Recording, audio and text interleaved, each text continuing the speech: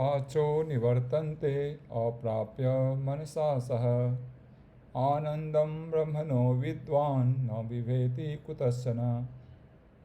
तैत्तिरीय उपनिषद श्लोक 2.9।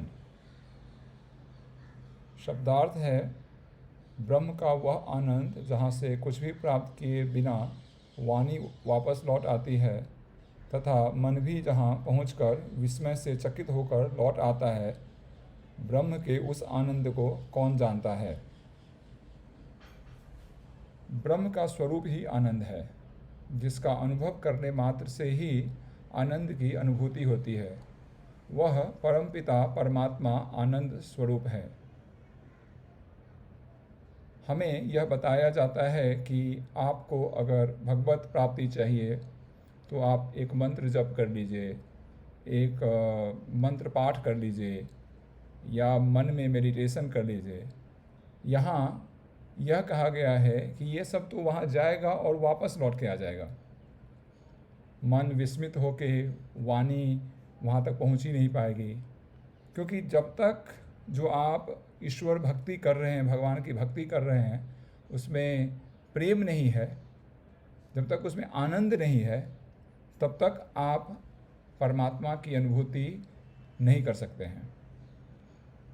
और जो भक्त आनंद के साथ परमात्मा की भक्ति करता है वही सच्चा भक्त है।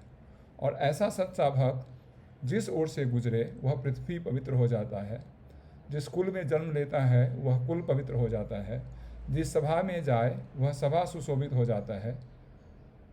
यह सही भक्त का लक्षण है।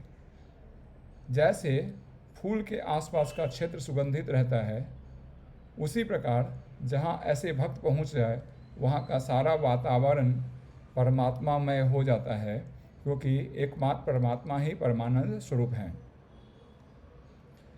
भक्त बनने के लिए प्रयास करना पड़ता है।